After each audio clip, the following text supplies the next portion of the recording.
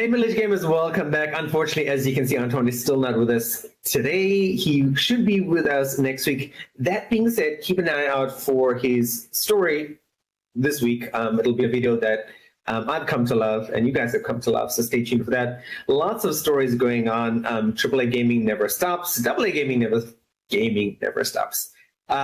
We've got closures, we've got upcoming exciting games, but let's Adam take us off with his first story of the week.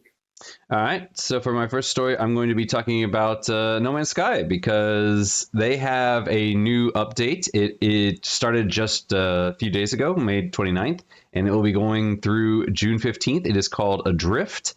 And yeah, this one's kind of interesting. What is going to happen is you start off in basically a dead universe.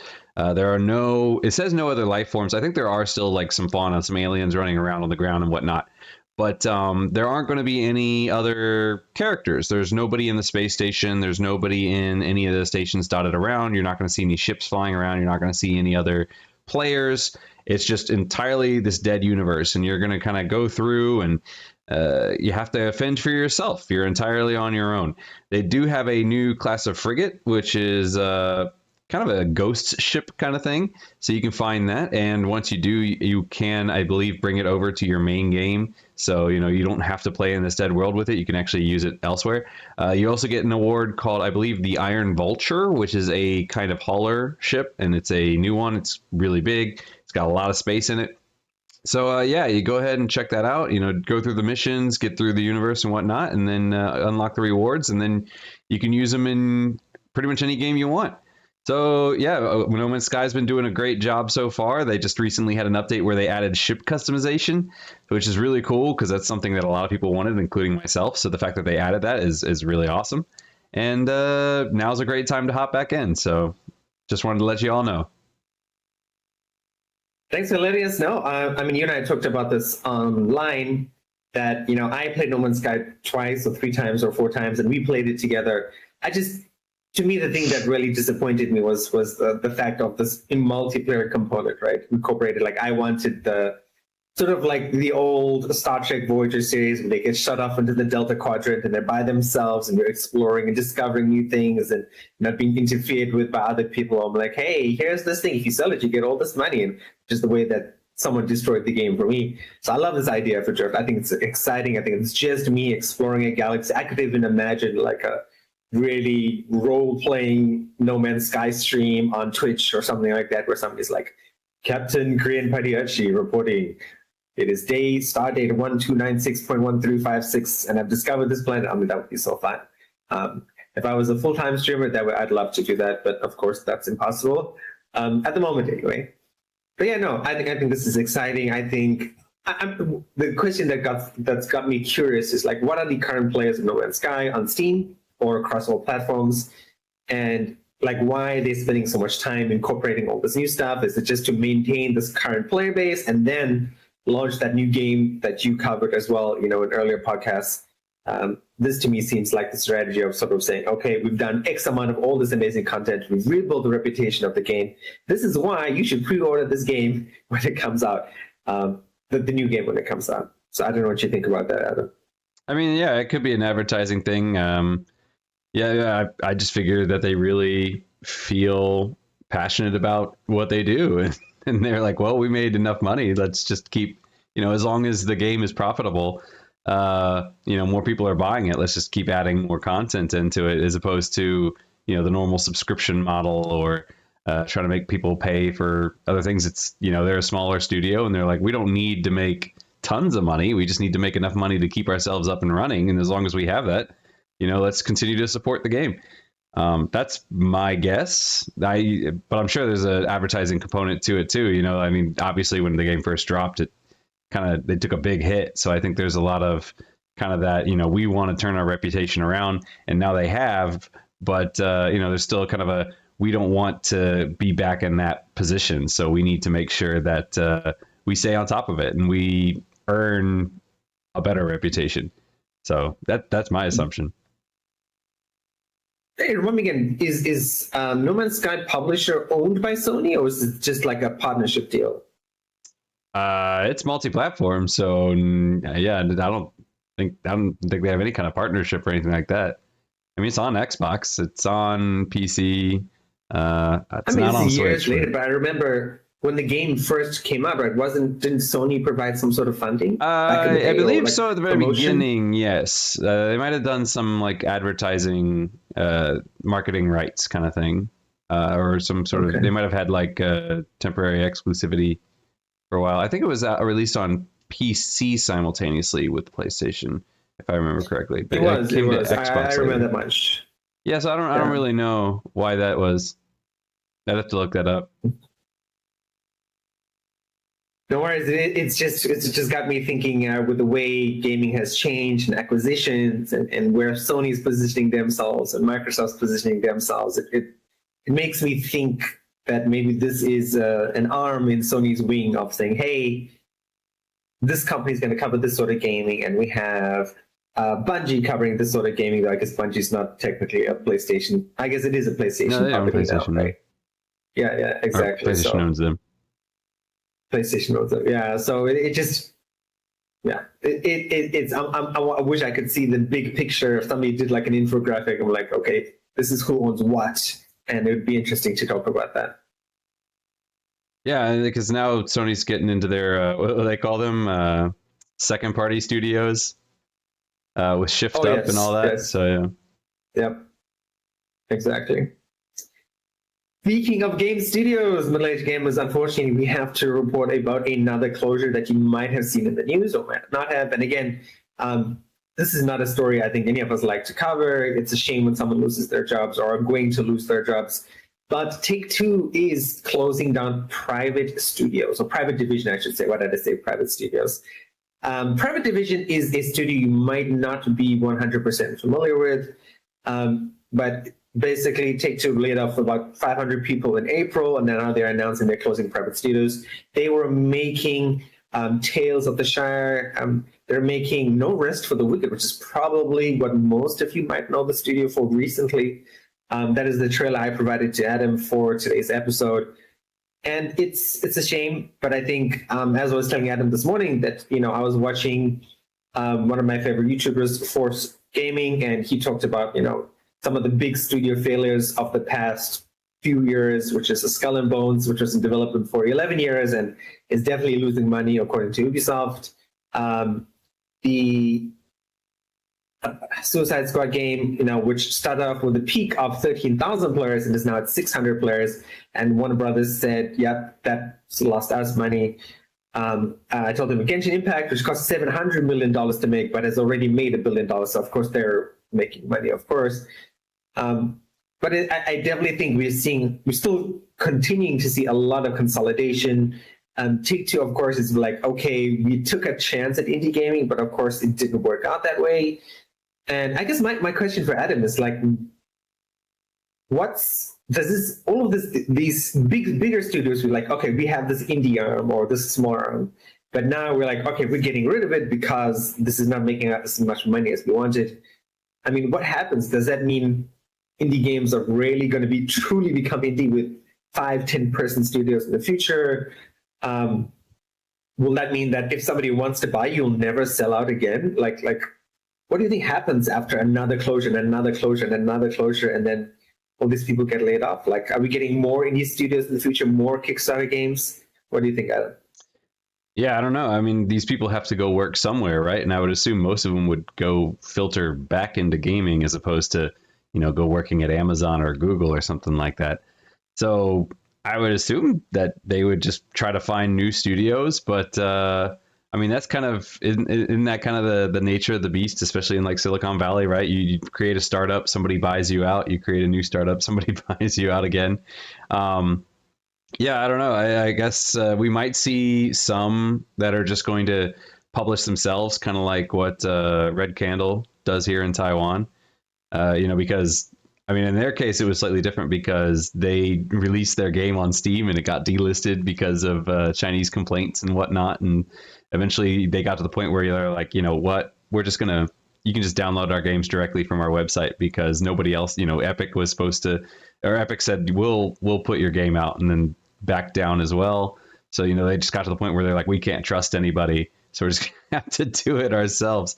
The newest game is on Steam, but yeah, something like that, or it might be the kind of thing where we might be moving more into a shift up type situation where you're going to see a lot more indie studios that are going to have a big publisher that doesn't own them, but maybe backs certain IPs.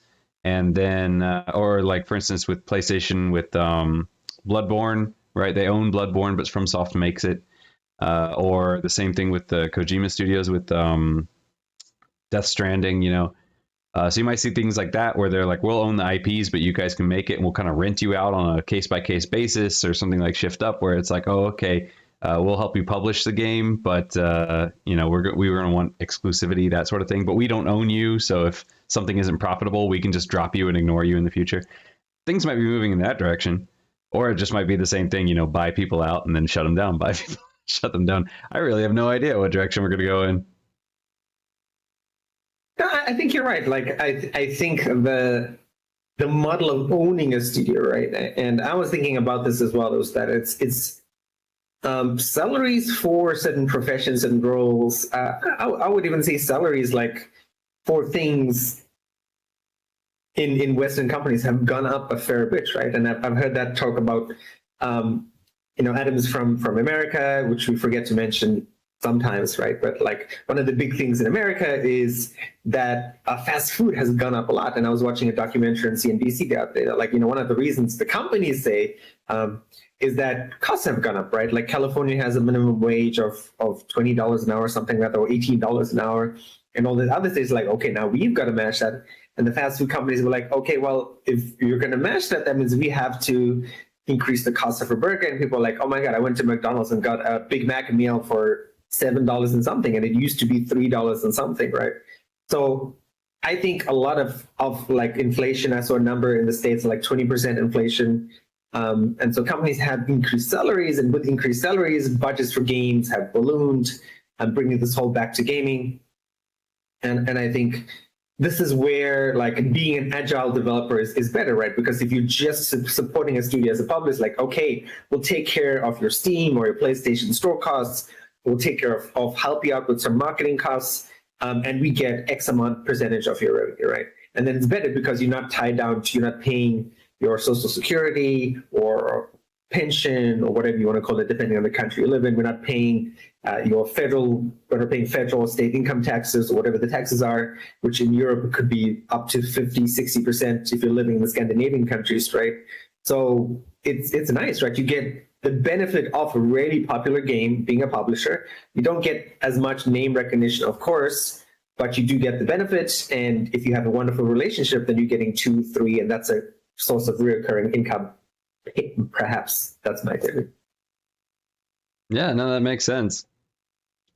Yeah, cut the extra costs, cut the fat, and let somebody else handle that, and just keep them afloat. Yeah. Exactly. And then in the case of Shift Up, right? I mean, I remember Korean income tax was like 2.5% for under $3,000 a year, a month, which was fine. I mean, that's 2.5% taxes. So, I mean, Korea, like a lot of Asian countries, right? You have lower taxes because the salaries are lower. So, I mean, if you're supporting Shift Up, right, you're like, their cost is lower than paying developers working out in California or developers working out in Virginia, I imagine. So it's you get a benefit of this amazing game studio without having to worry about paying costs and legal structures and all that sort of stuff. Okay, on that interesting note, we're going to continue this theme of today. I don't know why I selected all these stories today, but my next story is Village Gamers. Can you imagine being a AAA studio or a AA studio, and you're like, okay, I'm making this game and I'm done. That's it, done. I'm not making another one. We made the game, we made the DLC, and we're done. And this is exactly what World of Myth developer, World Walker Games is doing. According to the PC Gamer article by Andy Chalk, published on the 1st of June, 2024, they're going into quote unquote hibernation, which is really, really interesting. just because, like, imagine making a game and be like, yeah, we're done, and we're gonna take a vacation. We're gonna relax for a year or 2 years because we made enough money, right?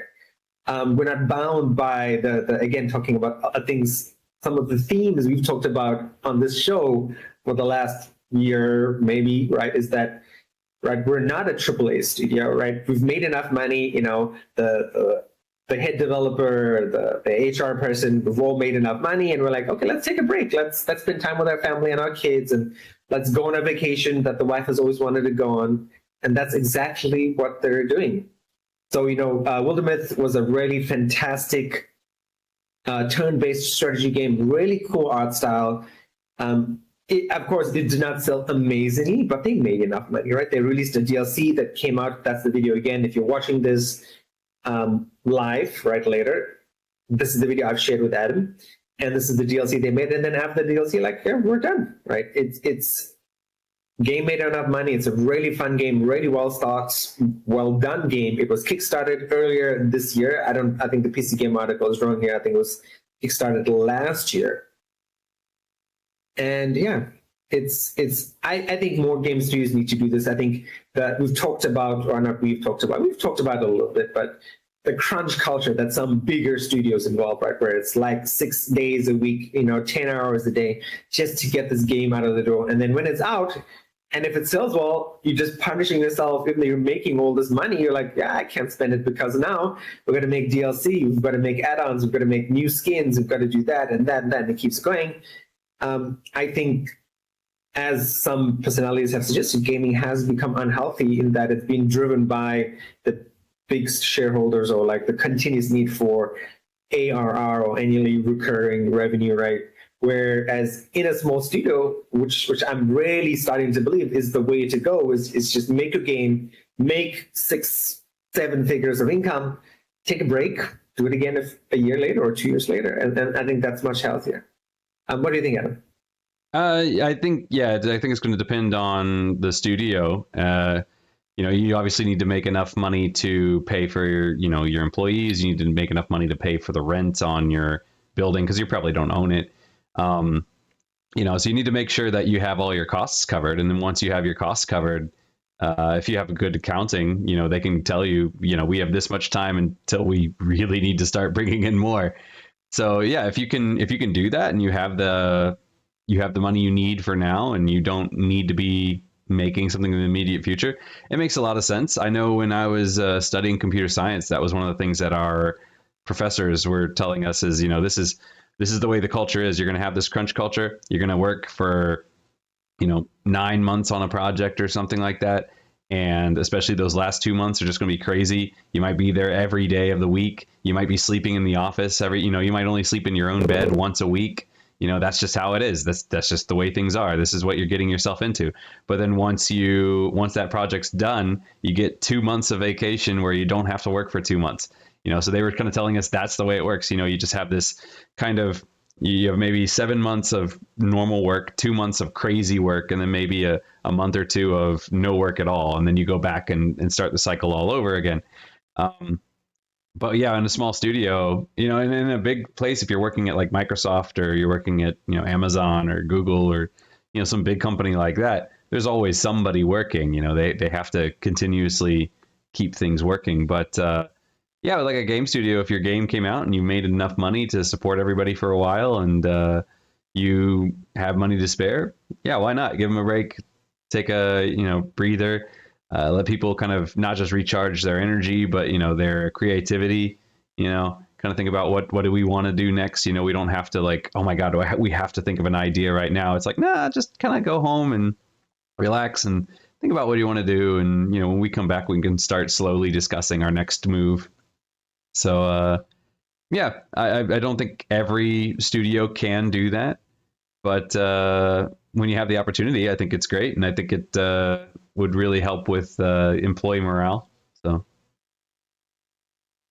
I mean, what would you rather do if you were working for? Would you want to do the crunch culture, or would you want to do sort of longer development cycles but less working time? Probably the longer development. If I was a regular employee, I would probably want. If I was a boss, I would say crunch culture, because you want that money to come out more quickly. You want to get everything done, and you want to be able to set deadlines and be like, okay, we're going to have this done by this time. And you want to make sure that your money's coming in. If I was an employee, I'd rather have the slower burn for two reasons. One, because it's less pressure on you, but two, because then that there's a steady income going on. For instance, if I was an employee and they were like, okay, we're going to take a break for a year, or, a year is a long time, even for like 2 months, if they're like, okay, we're just going to take a break for 2 months. And I knew that not just my job, but like everybody in the company was taking a break, I might be a little bit nervous. Like, are we going to come back? Like when we all come back into the office or when we all go back to work, how many people are going to be there, who's watching that money, when we come back, how much of it's going to be left? Because, I don't have access to our, to the company accounts, so I don't know what our situation is going to be when we come back, so for me as an employee, I'd probably want the more regular work, but as the CEO, I'd be like, nah, let's go with this crunch thing because I can see where all the money is. So, yeah. That makes sense. Cool. So what is your story number 2, Adam? So my story number 2 is that PlayStation just recently had their State of Play, and this came like last second. There had been rumors that they were going to do a State of Play at the end of the year. And then it looked like nothing was happening. And 24 hours before they did it, they announced it. I think they announced it something like 5 hours after we did our stream or whatever. So we couldn't even announce that it was coming up because it was just kind of like, oh, it's coming. So anyway, they did their State of Play. They announced a few new games. They announced some new forms of older games. We got 14 announcements in total. Game-wise, anyway, we got Concord, which is the trailer that's running right now, which looks to be some kind of hero shooter. From the looks of it, to me, it looks like Overwatch. I've heard some people saying it might be a little bit different than that, but that's what it looks like, at least from what I've seen of it. We're getting God of War Ragnarok on PC. That's coming out. That's been received with mixed results because a lot of people are happy that the game's coming out, but they did say that game from day one is going to require PSN account linked to the game. So obviously there's a lot of controversy going on around that.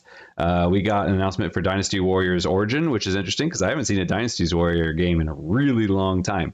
So that's kind of interesting. I don't know if I'll play it or not. From the trailer, it didn't look super exciting, but they only really showed one character, and Dynasty Warriors is kind of known for having tons of characters. So I'm sure there's more out there that we just haven't seen yet. There's a game called Infinity Nikki coming out, which is it Nikki or Nike? I'm not quite sure. But that one's kind of interesting. It's you're this little princess girl, and it's supposed to be like a dress-up adventure. So you're supposed to, dress up in cute outfits and go to different worlds and help little creatures out and that sort of thing. Not necessarily my type of game, but it's good that we got more variety. So yeah, that's interesting. But yeah, again, that was mostly pre-rendered video, so we're not quite sure what's going to happen, what that game's going to entail. A game called Where Winds Meet, which is kind of a Kung Fu Souls-like kind of thing. Another game called Ballad of Antara, which is the one that most interested me. Looking at it, I thought that one looked really interesting. It's also going to be free to play, so I'm a little bit concerned because I'm not quite sure what kind of game it's going to be if it's free. It looks like the kind of game that you would normally pay for, but the fact that it's free makes me wonder what kind of game is it actually going to be. But I'll keep my eye on that one. We got some VR games, Behemoth, where you're in a world with giant Shadow of the Colossus style monsters. Alien Rogue Incursion, so it's a VR kind of alien game, so it's kind of like Alien Isolation, but I think there's a little more action oriented than that one was. Marvel Rivals, which I didn't really pay that much attention to be honest. So I'm not quite sure what that one is. Until Dawn is getting a PS5 upgrade, which it still looks good. I don't know why we're getting these PS4 to PS5 upgrades, honestly. They still look good on PS5. Path of the Exile 2, which has been on PC for a long time, but it's finally getting a console release. Silent Hill 2, which we've known has been for a while. Silent Hill also had I think Konami also had their own showcase, so there was more video on that over on that one. Monster Hunter Wilds, which Antoine's video is about, so you're going to have to check that one out. I won't talk about it too much here because Antoine's got it covered. And Astrobot, which surprised me because It's a platformer. It's kind of in the same space as modern Mario games. But yeah, this one got the most hype, I think, of all the videos, with the exception of maybe Monster Hunter Wilds. People were talking about this one actually had more views. I believe this one even had more views than the God of War Ragnarok for PC. So a lot of people are really excited about Astrobot. I probably won't play it. I played the Astrobot's Playroom that comes with the PS5. I never finished it. You know, I was basically playing it for the tech demo of the DualSense. But yeah, it's good to see that we're getting some kind of platformer. You know, we haven't had a Little Big Planet in a while. Sackboy's Big Adventure came out right at the beginning, and we haven't really seen anything like that since. So, you know, for that crowd, that's great news. So those are the games that have been announced and the ones that have been re-shown. So if any of those look interesting to you, go ahead and check out the State of Play video or the individual trailers there. But yeah. Another thing we talked about again online was, what was the perception to the State of Play from people? The perception was people found it kind of like lackluster. I was kind of there too, where I was kind of watching it. And I mean, it's one of those things where I don't think there was inherently anything wrong with it. I just think, like, for me personally, the only game that really caught my attention was the Ballad of, was it Antara? Other than that, I was kind of like, okay, you know, like Concord, it's just, it looks like a Guardians of the Galaxy of the game. I like Guardians of the Galaxy, but given that it's like a hero shooter kind of thing, I'm not that interested in it. Monster Hunter Wilds was interesting. I would be interested in playing that one. But yeah, I think most of it was that a lot of these games that are coming out, a couple of them were games that we already knew were coming out. So, you know, they're not going to get too much excitement there. Some of them are games that are already out. They're just coming out in a different format, right? Like God of War Ragnarok coming to PC. So it's not an exciting new announcement. In that regard, you know, it's not like, oh, something new and flashy to look forward to. It's like, oh, good, you know, somebody else can play, which is good. And then, yeah, I think like I think a lot of them, they didn't show too much gameplay of most of the games. Concord actually showed quite a bit of gameplay, but yeah, a lot of the other ones didn't really show that much gameplay. So I think people are kind of like, well, I don't know what to expect. For example, I said the one that caught my eye was Ballad of Antara, and it caught my eye, but like I said, it's similar to when Stellar Blade was originally announced, because when Stellar Blade first was shown, they showed a lot of these trailers, and it was kind of like, okay, this looks pretty, but what's the game going to be like? I don't know. I don't really know if I'm interested in this, but and actually for the long time I wasn't interested in Stellar Blade. It wasn't until they showed their first gameplay trailer that I was like, oh wait, no, I do want to play this. So yeah, there's a lot of, I think, stuff that people are like, well, I'll keep my eye on it, but I'm not like, oh my God, I want to play this right now. And so I think that was kind of the general feeling. So, you know. I mean, what were people expecting? Because I saw a lot of this outrage on Threads as well. I was like, oh my God, this was terrible. Like, I told Adam the common quote I saw was, Sony is not supporting the PlayStation 5 anymore, which was like makes no sense. Not everyone worded that way, but the main theme was just that on Threads. To me, I mean, I've seen this not just about Sony. I want to make this very clear. Like, I've seen this when it comes to Nintendo Switch Directs as well. It's like, oh my God, Nintendo's given up on the Switch, blah, blah, blah, blah, blah. Like, so what are people looking for from PlayStation and Sony in 2024 that they didn't get it from this? I think typically what people would be looking for, okay, the big names that people were really hoping for, people were hoping for more on Silent Hill 2. But what we did see on Silent Hill 2 was mostly cutscenes, and they were mostly scenes, you know, since they're mostly cutscenes, and a lot of people have played Silent Hill 2 before, it's kind of like, well, we know that. We want to see like gameplay, which is what they showed in the Konami thing, not on this one. But a lot of people were really hoping for Ghost of Tsushima 2, especially with the new Assassin's Creed Shadows coming out. A lot of people really wanted to see Ghost of Tsushima 2. A lot of people wanted to see Death Stranding 2. You know, they want to see what people really wanted to see is they wanted to see these what would you call them? Marquee, Hallmark, these big PlayStation studios, Sucker Punch, Naughty Dog. Naughty Dog, we know, is working on a new game, a new IP. And so people were looking for, those big studios within PlayStation. They want to know, what are they working on next? For instance, Sucker Punch hasn't really announced what they're doing next. We know that they were hiring for a new Ghost of Tsushima, but it's one of those things where, like, is that next, or is there something between then and now, right? Could they be working on a new Infamous? Probably what's most likely is they are working on the next Ghost of Tsushima, but we've seen nothing on it yet, so we don't really know what they're working on. The Naughty Dog? We know they're working on a new IP, but we don't know what that new IP is. We don't even really know what kind of the setting it's in. Santa Monica Studio, ever since God of War Ragnarok came out, are they working on another God of War? What are they working on? We don't really know. Pretty much the only Sony studio that we got anything on was it Asobi, the Astro, the ones that are making Astro. They're made. It's made of a lot of former people that were in Japan Studio, or Studio Japan. It's Japan Studio, I think. So that's basically the only, like, big Sony studio that we saw anything from. And I think that's what people really, really want, is they want to know, what are these bigger studios working on? Guerrilla, what's their next thing? Are they working on the next Horizon Forbidden or Horizon game, or are they going to do a Killzone, or are they going to put something else in between, the last Horizon, the next one? We don't know. So that's what people, I think, really wanted to know, is these big studios, what are they working on? And we didn't get any of that.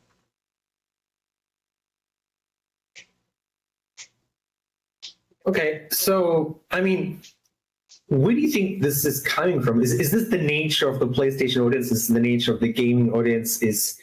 Do you think if Sony had come out with some gameplay footage, like early gameplay footage, like, would that have been a bad thing? Is this Sony not trying to set expectations because it takes so long to make these games these days? Or is it just that Sony isn't ready? What do you think happened? Like, why was this event so quick, as you mentioned, right? Like, it was just not pre-announced like a lot of these directs announced. Again, Nintendo does the same thing. Are they setting expectations that we do have to wait because Sony is moving into we're making these wonderful blockbuster franchises like your Horizons, like your Ghost of Tsushimas, but it's going to take 3, 5, 6, 7, 8 years to make. So we don't want to drip content for the next 5 years, and then you slowly lose interest, or something else replaces your interest. Like, what's happening here? Yeah, I think it's. I think the idea is. Yeah, I think it's very much trying to control perceptions and expectations. I think it's this idea that if you announce, like, for instance, Summer Game Fest, which is my next story later, but Jeff Keighley has already come out and said, I'm expecting this to be an 8 out of 10.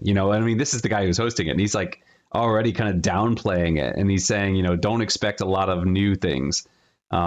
Expect to see a lot of updates on games that are already out, DLCs and that sort of thing. Don't be expecting a bunch of new surprises. I think if you announce something way in advance, people are going to start talking. And of course, people want to see new things. So if you announce it in advance, people are going to start to speculate, and they're going to get their hype all up. We've seen this 100 times, right? Where a game's coming out and then the hype gets super high. Same thing with Starfield. And then it comes out and then people are just disappointed by it. And with these events, I think it's very much that, so you want to not get the hype too high, because we've gotten to a point in hype culture where if you let it grow, it's going to get out of hand. So you want to make sure that it doesn't get out of hand. So you make these really short announcements, so people are like, oh my God. And then, they don't know what to expect because they're still in that moment of confusion. They don't have time to speculate. So then when they do see it, they're not disappointed because they didn't see what they were expecting, because they didn't expect anything really, because you kind of shocked them with it. I think that's part of the reason why. And I think part of the reason why they have been not showing new IPs is kind of the same thing, the problem that Bethesda ran into with Elder Scrolls 6. Or for instance, you see people, I've seen people for the last week saying like, when are we getting a Hollow Knight Silk Song announcement? You know, when is that game coming out? That game's been in development forever. And I think it's one of those kind of things where, you know, if you announce a game too early and the hype goes up and then you take too long, then it can kind of be damaging, right? It can cause a lot of backlash. So I think, Nova Cooper series, like, I've never heard don't get your expectations too high. I think it's one of those things where, you know, it would, over time, especially through COVID-19, you know, it was one of those things where we had to slow down everything, and people's expectations were getting really, really, really high, and they couldn't deliver. And it's been backfiring so many times that now they're playing it a lot more cautiously. I think that's kind of the position that we're in right now. So, yeah. That makes a lot of sense, and then a very interesting topic, I think, sort of blending into these themes. With that, I'm going to roll straight into my last story for today, which is gamers and middle-aged gamers. I hope you are not playing Rainbow Six Siege anymore, because they are introducing a battle pass as of this month, or like Rainbow Six membership, which costs $10 a month or $80 a year and goes live in June. This subscription provides exclusive rewards and new premium battle pass, but it hasn't exactly gone down well with most players, of course, right? Because again, this is one of those games you paid money for, you got an operator, you got a bunch of operators, right? And you bought extra operators later. Again, I'm not sure, I never played this game. I was a big Rainbow Six fan. I played all the Tom Clancy games until they went this route with multiplayer. And again, this game is reasonably popular. It is like a somewhat popular esports game, so you do have a lot of competition there. But of course, right, most regular people who are playing Rainbow Six Siege do not want to pay a subscription pass. I mean, like, in a world where, again, we've talked about this before, you're paying for Netflix and you're paying for Disney Plus and you're paying for HBO and you're paying for perhaps a WoW subscription, or you're paying for monthly cards like I do for my Marvel Snap, where I pay $10 a month to play Marvel Snap. I don't have to pay it, but I do because I like the game, right? And yeah, this is exactly what I mean. A studio which has such a low reputation decided to introduce this to me.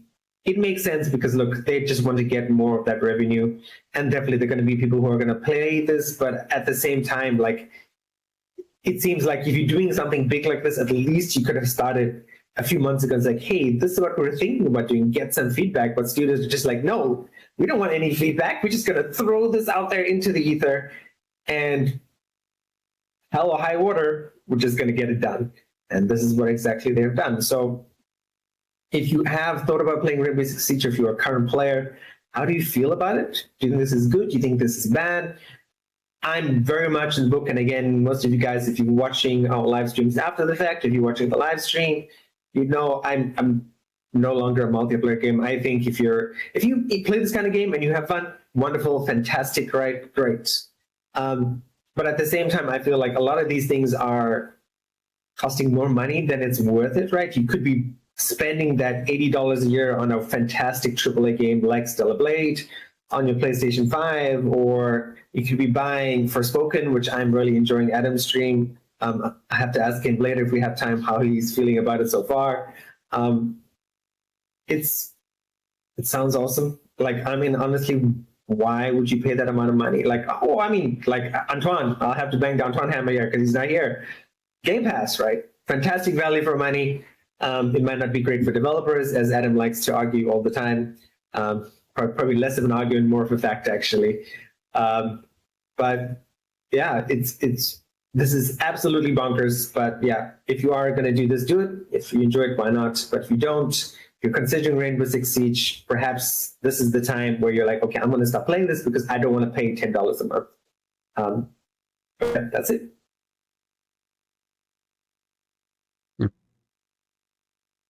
Okay, and then Adam, last story for today. Okay, so my last story for today is a little more of an upbeat thing. We have the Summer Game Fest coming up just in 2 days. 2 days here in Taiwan. I guess it's 3 days in stateside. But it will be starting on June 7th, and it will be going through June 10th. There are going to be multiple events, so you can check out their website. It's going to tell you who's going to be talking on which day and at what times, so you can check out what's going to be there. As I said before, Jeff Keighley came out and he said, I'm expecting an 8 out of 10. He said there will be, his quote is, there will be definitely new announcements, but the show is largely focused on, I think, existing games that have new updates for fans. So a lot of people are expecting, lots of DLC or, maybe some announcements of certain games that have seasons passes and that sort of thing. In the video, in the trailer, they do show like Stellar Blade, Dragon's Dogma, some other Helldivers, that sort of thing. So I don't know if that's supposed to be an indication of what kind of games that we can see new announcements on, or if that's just kind of like a recap of what the highlights of this past year have been. So we'll have to wait and see on that. But we do have some games that we are 100% sure will be seen. For instance, we know 100% there's going to be Monster Hunter Wilds. We know there's going to be Kingdom Come 2 Deliverance. And we know that there's going to be Metaphor ReFantazio, which is the one made by the Persona studio, Atlas, I believe. And he's also confirmed games that are not going to be there. We are definitely not going to be seeing Kingdom Hearts 4. He basically said, I know a lot of people are going to be really wanting to see this. There's not going to be any Kingdom Hearts 4. There's not going to be any Metal Gear Solid Delta Snake Eater. There's not going to be Wolf Among Us 2. There's not going to be any more news on Judas, which is that BioShock in space kind of thing. And there's not going to be any announcements on any new Five Nights at Freddy's. So if you're a fan of one of those, then yeah. But so we are going to be getting some announcements, obviously.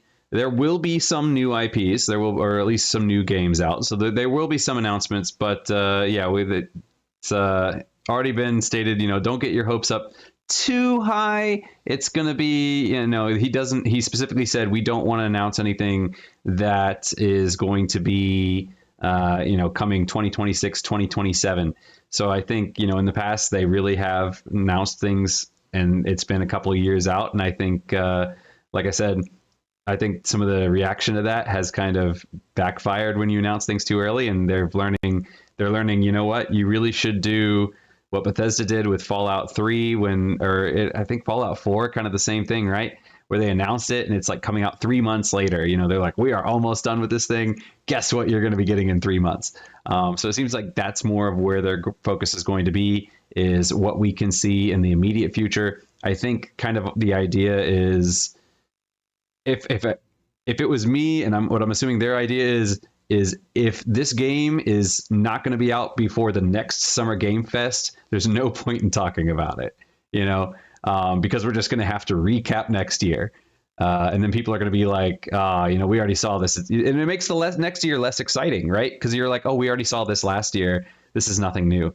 So I think the idea is, just focus on what we're going to be seeing this year. And, that way we don't have to repeat ourselves next time and make next time less exciting. So that's my theory. Hopefully we will be getting some announcements. I know they said PlayStation is going to be there. I think Xbox is going to be there too. I'm not sure if Nintendo has something. I don't think so. But there's plenty to look forward to. The question is just how forward to you can look, how much forward to looking there's going to be. I don't know how to word that, but there's going to be stuff there. So go ahead, check it out. We'll see. And next week we'll talk about what excited us, I suppose. So yeah. I was looking up the rumors, and apparently there are multiple Square Enix rumors for Games Fest, according to Twitter anyway. And the one I wanted to talk to you about, Adam, was a remake of Final Fantasy IX being announced at Summer Games Fest. What do you think about that? I think it's great. Final Fantasy IX is a good game. Final Fantasy IX is one of the weirdest games in the Final Fantasies for me personally, because I don't know why, but I remember when I played Final Fantasy VII, I loved it. I could tell you what happens in the story. Final Fantasy VIII, I loved it. Final Fantasy VIII, I hated it. But I could still tell you the story. Final Fantasy IX, I remember when playing it, I remember thinking, this game is so much fun. I love it. I love the classic Return to Final Fantasy. And then, like, within 2 years, I remember thinking like, I don't remember anything that happens in this game. And if you ask me the story, I'd be like, I can name the characters, but I can't tell you really what happened. I don't know why. For whatever reason, I remember really enjoying the game, and it just, for some strange reason, did not stick with me. And I don't know why that is. It's really bizarre. But yeah, so a remake for Final Fantasy IX, I think, is cool, and I know a lot of people have been asking for it. I personally think Final Fantasy VIII needs the remake a bit more, because I do feel like I do remember, like I said, I remember playing Final Fantasy IX and thinking this game is really good, and I remember playing Final Fantasy VIII and thinking this game is really disjointed. It needs some polish. You know, a lot of things just kind of happen for no apparent reason. You know, it kind of feels like a lot of Deus Ex Machina in here. I might be annoying some people because I know there's lots of Final Fantasy VIII fans out there, but that's my personal opinion. So I feel like 8 needs the remake a lot more than 9 does, because I feel like there's a lot more that needs to be kind of clarified, you know, stuff that didn't or got left on the cutting room floor. Yeah, but on the other hand too, after seeing Final Fantasy VII Remake, I'm kind of like, you know what, maybe we should just focus on new games and stop doing all these remakes. I know it's kind of selfish on the one hand, because, you know, I'm a big Final Fantasy VII fan, so, you know, I get mine and then I say like no more. But yeah, I am really much of the feeling that there are too many remakes out there, especially when you have other ways to play. Like, for instance, Final Fantasy 13 is currently the only Final Fantasy game that cannot be played on modern systems. Every other Final Fantasy has had some sort of HD release. You know, so if you're going to do a remake, do something like a remaster of Final Fantasy 13, you know, just so modern audiences can play it. You know, that's my opinion. But if it's just remaking a game that we can already play, it's not as high a priority in my mind. So I don't know. I'm sure they're going to get a lot of angry comments on that, but just my humble opinion. I don't disagree with anybody that feels differently. That's just my personal opinion. That's my personal feelings. I mean, putting it in context, like if you had to put Final Fantasy IX ranked, what Final Fantasy would you put it above, and what Final Fantasy would you put it below? Let's see. For me, 6 and 7 are the top 2. I would probably put it maybe number 4 for me. Like 7 and 6 are definitely, well, okay, unless you're including Tactics, which I've heard they might be doing a Final Fantasy Tactics remake as well. But if we're going just on the numbers, 6 and 7 would be at the top. 14 would be at the top as well, but 14 I don't really count because it's in the MMO. So after those two, I'd probably put 9, and then 15. I like 15. A lot of people don't. I do. And then I would put 15, and then I'd start moving into the ones that I'm not as keen on, like 12. 12, I liked the first half, didn't like the back half. 10, I didn't like it, but I think part of the reason I didn't like it was because I really wanted, you know, after playing 7, 8, and 9, you know, they had that kind of classic Final Fantasy with like an overworld and all that. 10 changed so much that for me, I didn't like the changes. If I went back and played it now, I might like it more, you know, because now I'm kind of like, okay, you know, I'm not looking for that classic fun, you know, it wouldn't feel like such a big change. So I might appreciate 10 more nowadays. But yeah, I guess I put it like number 3 for me personally, when you don't include the side ones like Tactics or the MMOs. Cool. Yeah, I'm looking forward to seeing what happens. It's always academically interesting to listen to you talk about Final Fantasy. A little bit less when Antoine is here, because then the conversation drags on because you two are both so passionate about it. It will be interesting to see. It has a very different art style, so it will be interesting to see what that art style looks like in modern graphics. I am excited to see it. Yeah. I'm actually thinking about making this one of the videos out of this week, because I know, you know, our audience, one of the things that our audience looks for, that YouTube analytics says, is that, you know, people do look for Final Fantasy when it comes to our channel after your very successful video. So I think I might include this to see how do people react to a possibility of a remake and whether they're in the same philosophical thought as you are. But we'll see. So that is very much it for today. Before we end, I do want to get Adam's very quick take for Spoken, because I'm a bit biased, a woman of color. How are you feeling so far after streaming it 2 days? 3 days? Twice. I've streamed it twice. Yeah. Yeah. Yeah, it definitely has. I can see where some of the complaints were, not necessarily in Frey herself, but like in some of the gameplay. Like for instance, you'll be in a scene, and it really will be like you'll have two people talking, and then it will fade to black, and then it fades back in, and it shows like the person. You know, like for instance, maybe you're talking to a person in the town, and they're talking about. And you know, they're talking about a certain vendor or something like that. This is not a specific example, but this is the kind of thing you might happen. So like the person will be like, oh, you know, if you ever need something fixed, you can always go to Jack, and then it'll fade to black. So it feels like there's going to be a time gap, but then it fades back in and it shows Jack over there, and the conversation continues, and it's like, why don't you just do a quick cut? Why did you do a fade to black there? It feels very odd, because it feels like you're implying there's going to be a time gap, but there's no time gap at all. It's just a weird usage of the of that transition. So there are a lot of weird things like that it does. I don't know why it does it that way.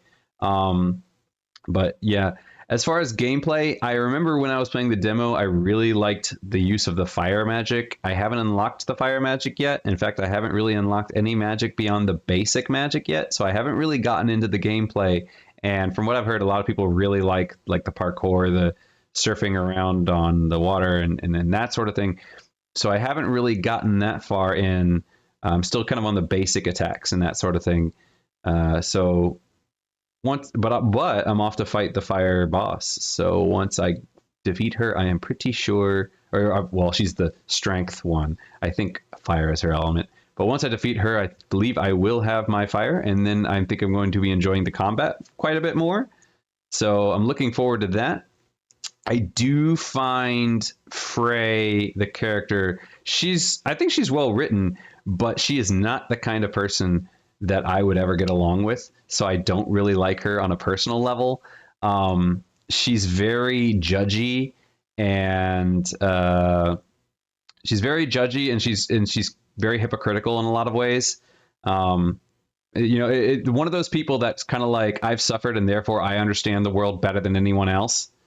And I refuse to see other people's points of view, even when people are trying to help me.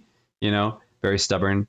Because, like, for example, very early on, there's another character, you know, and Frey's been orphaned her whole life. So I understand it. She's had a really rough life, and I get that.